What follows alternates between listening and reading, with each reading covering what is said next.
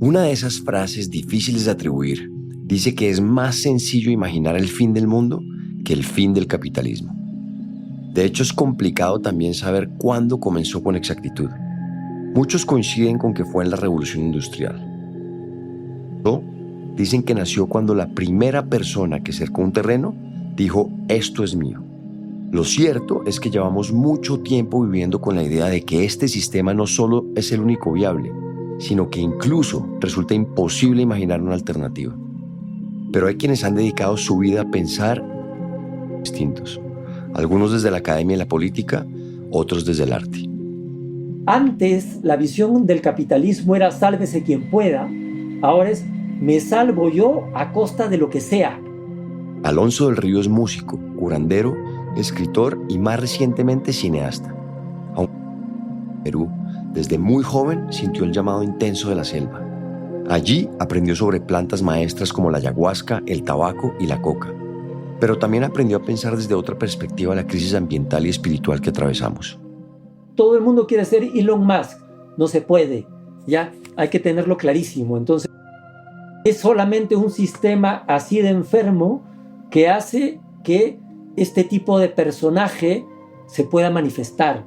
Si no ven que esto es un síntoma, pero así máximo ya de decadencia, no están viendo las cosas como son y entonces las consecuencias van para las siguientes generaciones. Nos hemos acostumbrado tanto al ritmo frenético de producir, comprar y desechar que ya casi no percibimos el costo real de esto. Un planeta exhausto y una humanidad cada vez más desconectada de sí misma, de su entorno y de lo que nos da la vida. Si quisiera personas del mundo disfrutaran del mismo nivel de confort que disfrutas tú y yo, o sea, ¿cuántos planetas necesitaríamos para satisfacer a 8.000 millones de seres humanos? Para Alonso, la enfermedad de este sistema no solo se ve en la gran desigualdad que millones de personas sufren en el planeta o en los ecosistemas. Esos son los síntomas. La causa, el origen, nace en el espíritu humano, que ha sido corrompido. Pero lejos de hundirse en la desesperanza, Alonso ha propuesto algunos caminos como la música para tratar de sanar los espíritus de quienes no quieren vivir más en la angustia y la locura de este sistema. Nunca te canses de intentar, de recordar una vez más que eres ya tú lo más divino. Y aunque no puedas comprender, en cada muerte hay un nacer, por eso duele estar tan vivo. Ahora sé que no... Alonso las llama canciones medicina, porque tal y como ocurre con las plantas sagradas, a través del sonido y las letras, se pueden abrir espacios de introspección, se puede llegar a esa esencia invisible, pero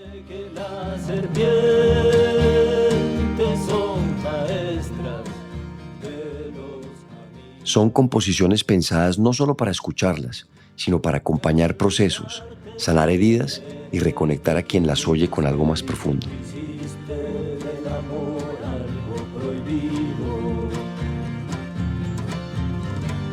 Nunca te canses de intentar, de recordar una vez más que eres ya tú lo más divino. Y aunque no puedas comprender... En este episodio, sobre su historia, la música y el camino que las plantas sagradas le han mostrado para vivir en mayor armonía con la tierra. También sobre lo que ocurre cuando dejamos de mirar el mundo como un recurso y empezamos a reconocerlo como un ser vivo, como lo que es. Soy una especie de puente entre el pasado y el presente, locutor de una especie de cronista de lo que me tocó vivir y de cómo eso cambió mi perspectiva del mundo moderno. Mi nombre es Nicolás Ibargüen, soy periodista, ambientalista y amante de la naturaleza. Pero sobre todo, soy alguien que está convencido de que debemos cambiar la relación. Bienvenidos a Elemental, un podcast sobre el único planeta con vida del que tenemos noticia, nuestra relación con él y sus demás especies.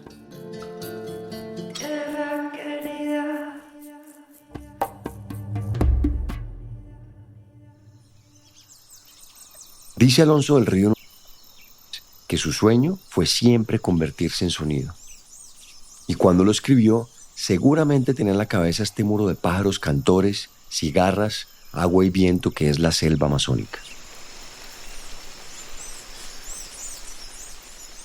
Pero eso solo lo pudo conocer después de vivir 7 años en Lima, un lugar donde nunca pudo dejar de sentirse ajeno. El ruido de los carros, la contaminación en las calles y el ritmo cotidiano de una ciudad de ese tamaño lo incomodaban. Pero lo hacía aún más el destino que parecía tenerle preparada la vida. Mi madre era abogado, mi padre era abogado y yo otro abogado. Para mí la ciudad me anulaba, era un bicho raro, un número más, una persona que nunca hubiese podido encontrar su equilibrio o menos la felicidad dentro de una ciudad. Era mediados de los años 70 y Alonso buscaba con intensidad su vida. No tenía muy claro hacia dónde caminar, pero sí que quería alejarse del mundo de oficinas, academia y burocracia.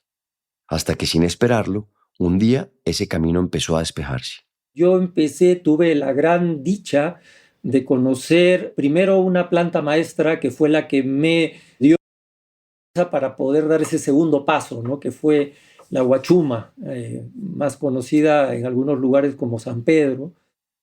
El cactus de San Pedro es una planta andina que ha sido usada durante siglos en ceremonias tradicionales de la región.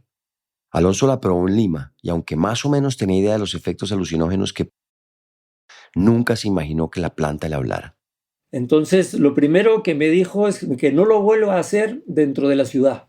Para mí, la primera novedad fue que había algo que te hablaba, ¿no? Dentro de ti, que te iba orientando, ¿no? Y así fue como realmente descubrí que, pues, por eso les llamamos plantas maestras, porque en realidad son maestros que se comunican y que te van dando información.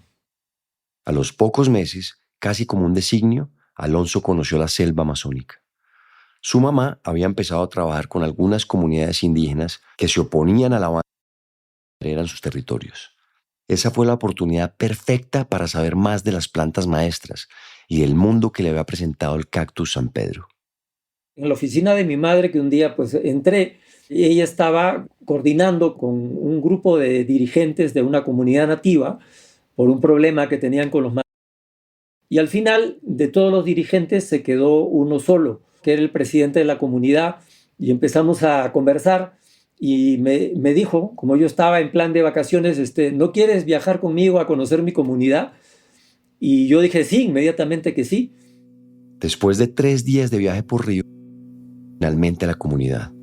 Aquel hombre, llamado Benito Arévalo, no solo era el líder, sino también un respetado chamán que le enseñó a Alonso sobre las plantas de poder, la cosmovisión amazónica y muchas de las tradiciones que permanecen intactas en la selva. Allí estuvo 6 meses, que fueron determinantes para su vida, por la forma en la que el yagé y otras plantas ampliaron su conciencia, sino porque empezó a sentir que hasta ese momento toda su vida había sido una farsa.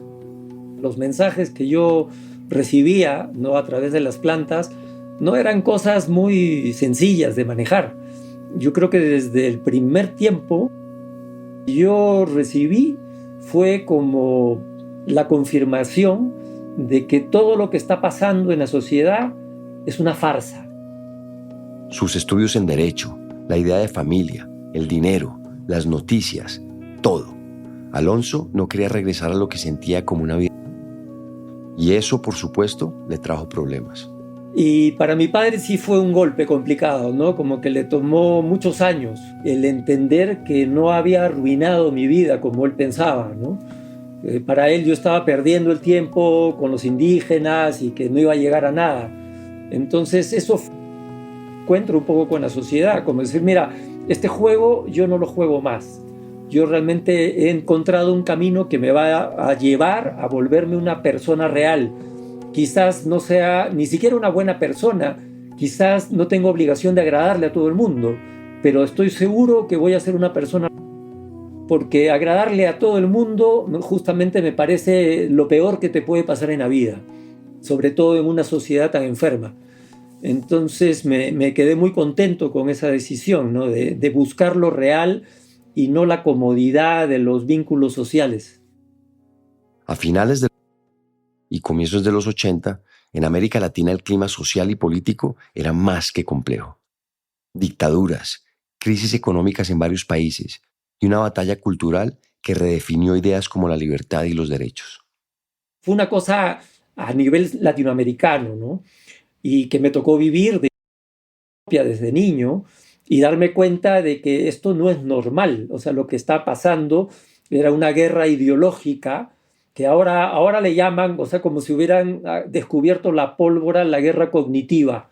Y yo creo que se perdieron importantes batallas a nivel ideológico, ¿no? También a nivel social. O sea, se reprimió, se mató concretamente personas muy importantes que representaban los movimientos sociales, sobre todo en pro de la paz. Y esto no solo ocurría en las ciudades. En la Amazonía, la expansión de las actividades madereras, agrícolas, avanzó sobre territorios indígenas muchas veces sin consulta ni protección. Esto provocó desplazamientos, abusos y una pérdida rápida de bosques. A la presión económica se le sumó el narcotráfico y la presencia de grupos armados en algunas zonas, lo que hizo la situación aún más insegura. Más fuerte que se vivía cotidianamente era la explotación maderera, ¿no? Digamos, los años 70, los años 80 fue el gran boom de la madera en la Amazonía peruana. Ese boom fue el punto de partida para llevar el bosque amazónico a su límite. La Amazonía peruana perdió casi 30.000 kilómetros cuadrados de bosque entre el 2001 y el 2020. Eso es un área similar al tamaño de Bélgica, para hacernos una idea. Pero las voces que hablaban de esto en los años 70 y 80 eran muy minoritarias y hasta mal vistas, pues lo que importaba era el crecimiento económico. Todo el mundo compraba madera, se hacían pisos, casas, ¿no? Con madera lujosísima, como la caoba, que finalmente terminó extinta y que ahora ya está prohibido, por ejemplo, ¿no? La explotación de caoba, pero ya no hay. Eso me parece uno de las perlas de nuestro sistema, ¿no? Como que en su forma de procesar las cosas urgentes que necesitan solución, que luego, claro, te sacan la prohibición cuando hace 20 años que eso ya no hay.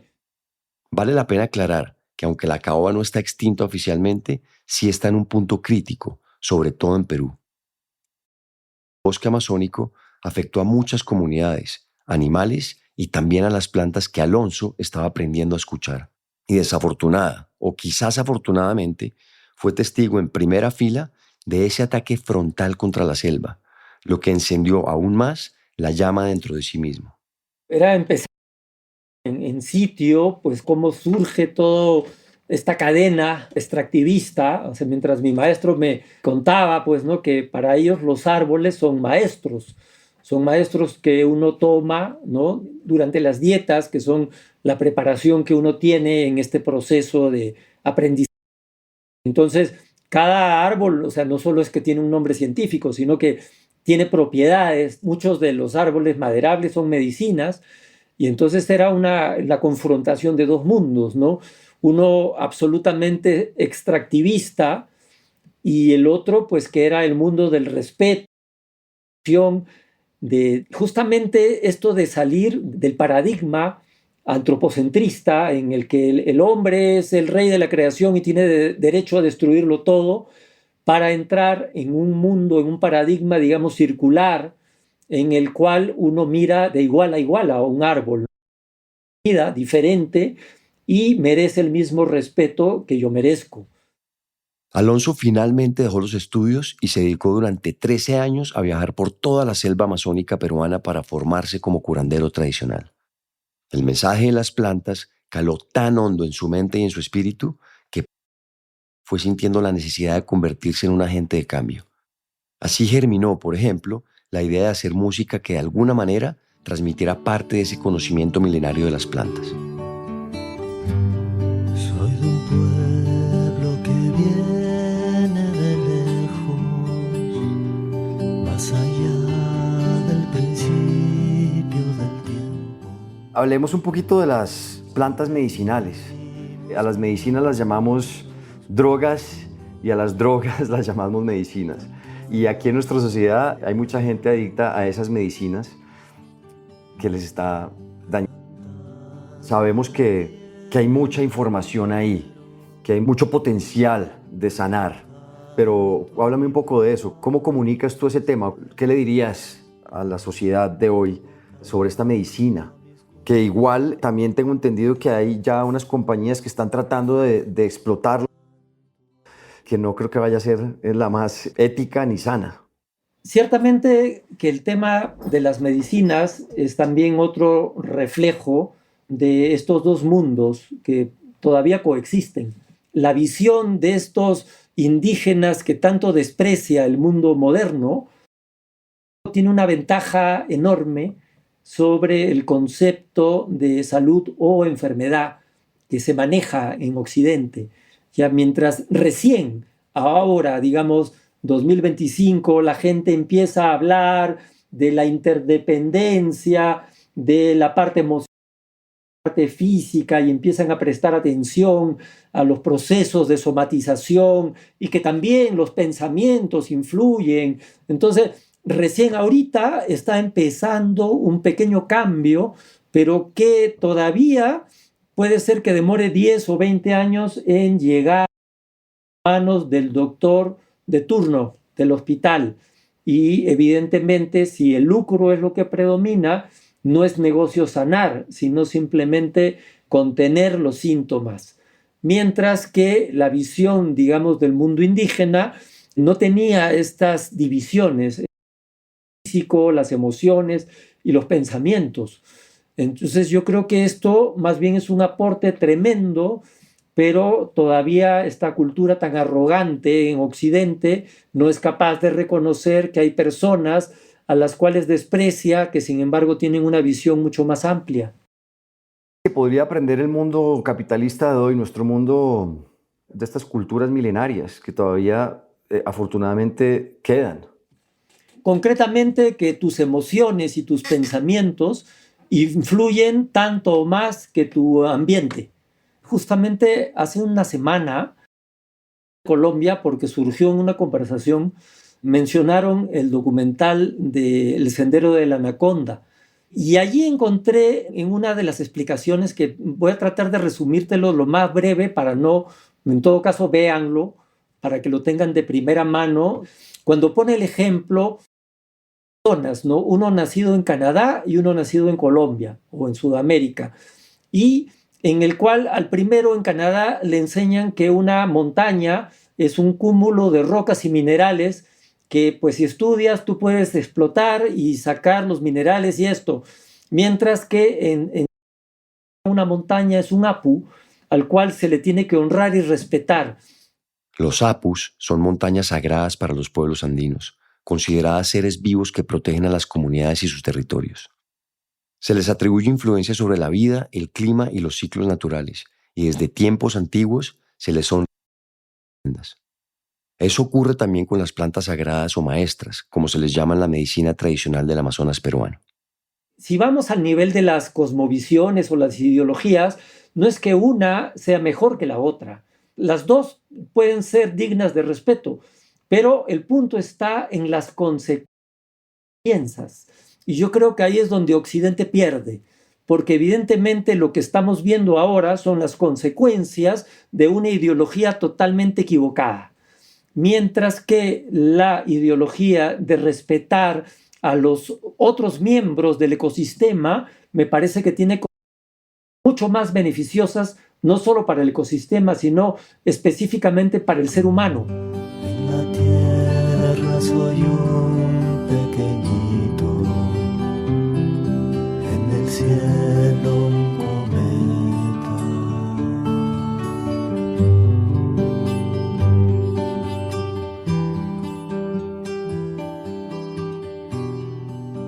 En el 2023 se estrenó Cuatro Altares, una película dirigida y musicalizada por Alonso.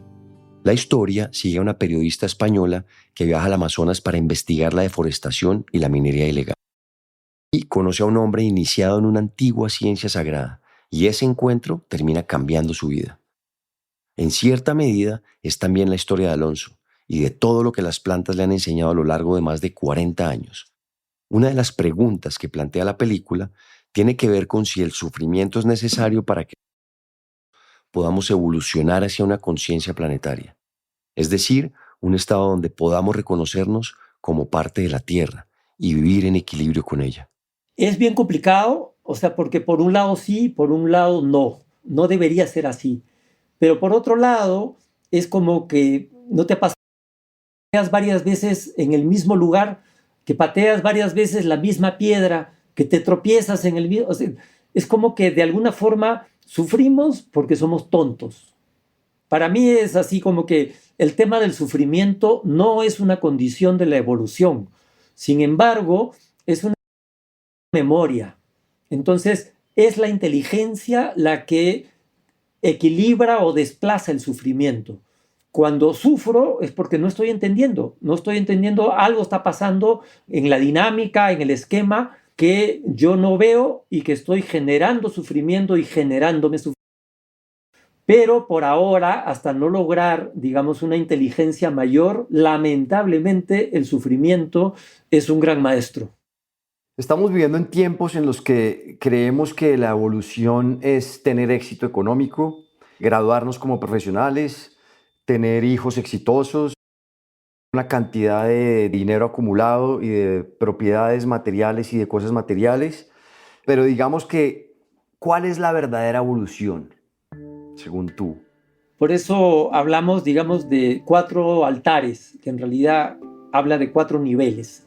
El primer paso evolutivo es la materia, la relación material, la supervivencia. El segundo es descubrir el mundo emocional, ¿no? Y en el cual, pues, con tal de no sentir dolor emocional, yo sacrifico muchas cosas materiales. Pero para mí el foco principal ahora en lo emocional, ¿no? Tanto hacia afuera como hacia adentro.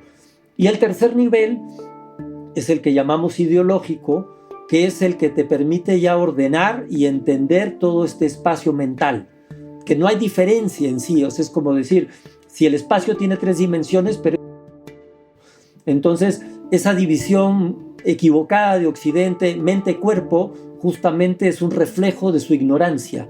Eso no existe, no es real. La mente es todo y el pensamiento influye tanto en el cuerpo como el cuerpo en el pensamiento. Entonces, todo esto es una unidad que equilibra y se explica a través de lo que durante miles de años muchas tradiciones en todo el mundo describieron como el corazón, que de alguna forma representa la presencia de lo divino, de lo que no cambia, de lo que es eterno.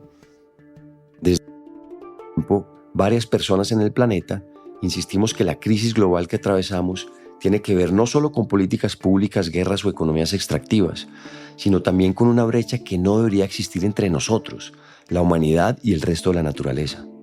Y no solo significa que estamos en menos contacto con las plantas, los animales en general, sino que incluso estamos cada vez más lejos de nosotros mismos. La pandemia tuvo mucho que ver. Sacrificamos el contacto para detener el virus y salimos relativamente victoriosos, pero los estragos de esos sacrificios los estamos padeciendo.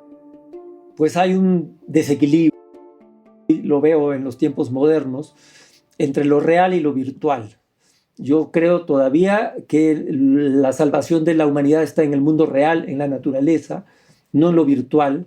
Entonces, por eso no soy muy de dar muchas entrevistas o estar muy presente. Tengo esa idea de que la vida es eso que pasa mientras tú estás en Instagram. Yo sí creo que hay personas actualmente que están totalmente desequilibradas en su relación entre lo real y lo virtual, sobre todo los más jóvenes, que tienen, pues, lamentablemente, son ya inmersos en este modelo y muy poca experiencia en el mundo real. Después de la pandemia, varios estudios advirtieron que nuestra dependencia de la tecnología aumentó muchísimo. Pasamos más tiempo frente a pantallas para trabajar, aprender y comunicarnos. Y aunque esto facilitó muchas cosas, también trajo ansiedad, cansancio y una sensación de desconexión. Este uso excesivo de dispositivos puede afectar nuestros ritmos naturales, alterar el descanso y reducir el tiempo que dedicamos a nosotros y a otros. Pero en las comunidades indígenas, esta idea no es nueva. Las plantas sagradas ver con claridad, necesitamos silencio, presencia y contacto directo con la tierra. Enseñan, como dice Alonso, que la verdadera conexión ocurre en distintos niveles dentro de uno mismo y con el entorno también.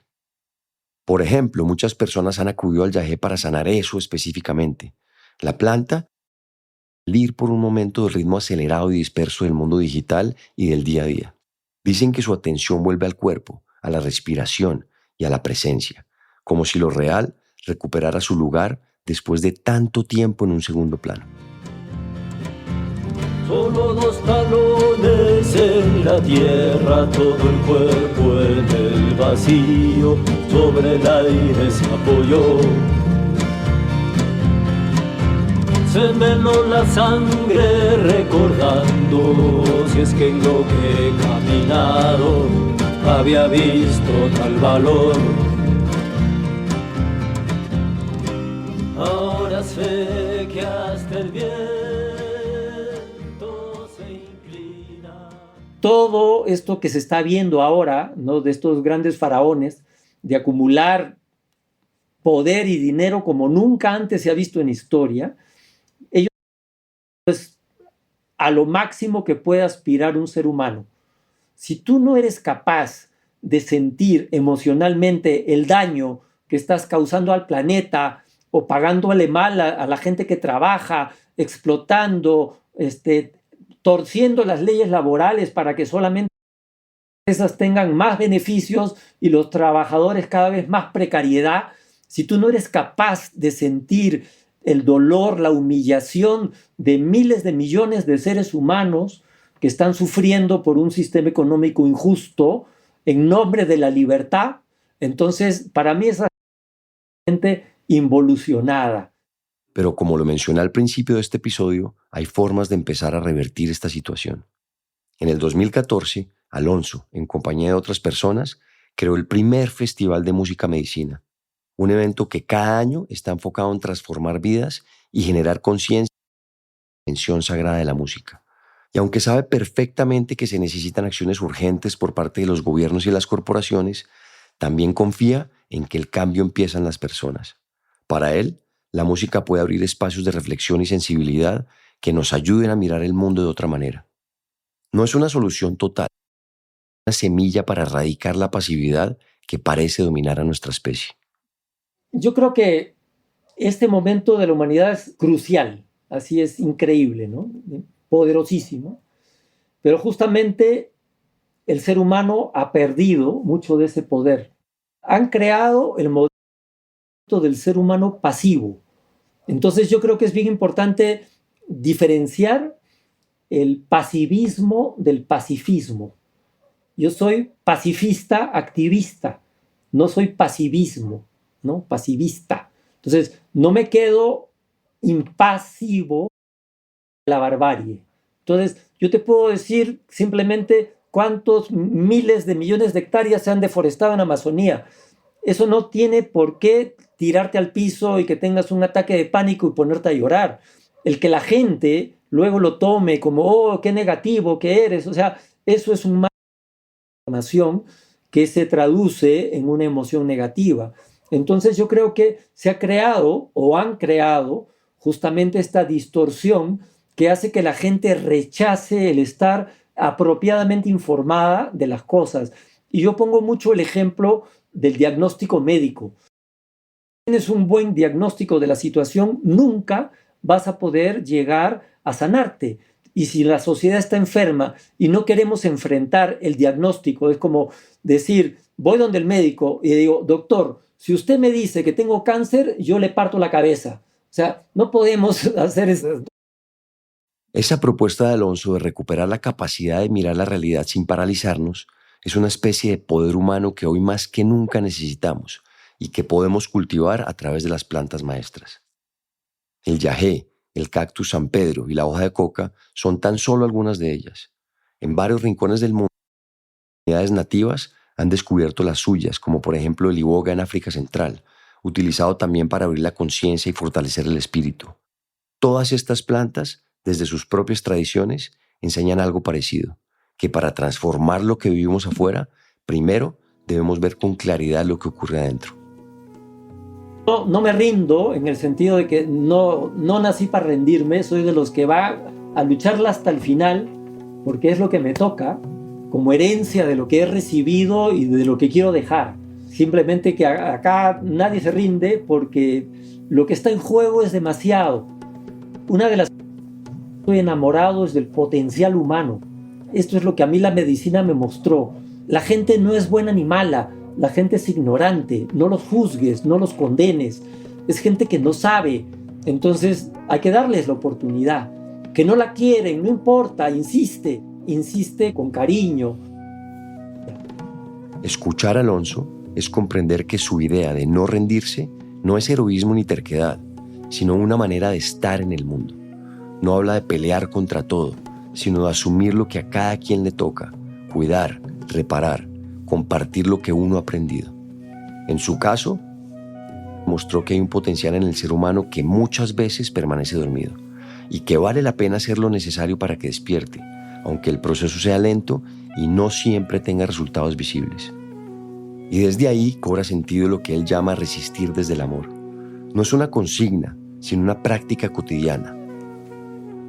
Actuar con la mayor coherencia posible, sostener la esperanza incluso cuando los números y las noticias parecen ir en otra dirección.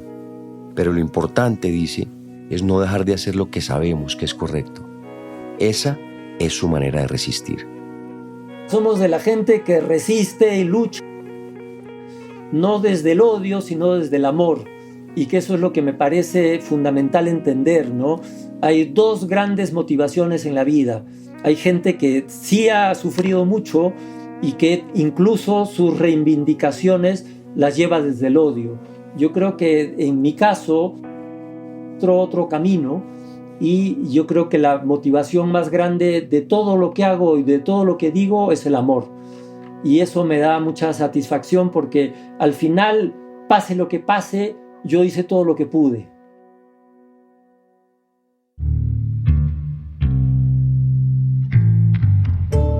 Este episodio es una coproducción de Nicolás Ibargüen y el equipo de la no ficción. El guión fue escrito por Juan Camilo Hernández Meléndez y editado por Miguel Reyes. La ilustración de la portada es de Isabela Sotovallejo. La mezcla y el diseño de sonido son de Pablo Restrepo. La canción de introducción y cierre es de Manuela Mejía y el handpan es interpretado por Felipe Ibargüen. Si tienen comentarios o sugerencias, escríbanos a nuestro Instagram, @podcastelemental. Y si les gusta este trabajo, ayúdenos a regar la voz. Recomiéndenlo a amigos o familia a quienes les pueda servir o interesar. También no se olviden de darle clic al botón de seguir o follow y a la campanita dentro del show Elemental para no perderse ningún capítulo nuevo. Muchas gracias por escucharnos. Hasta el próximo episodio.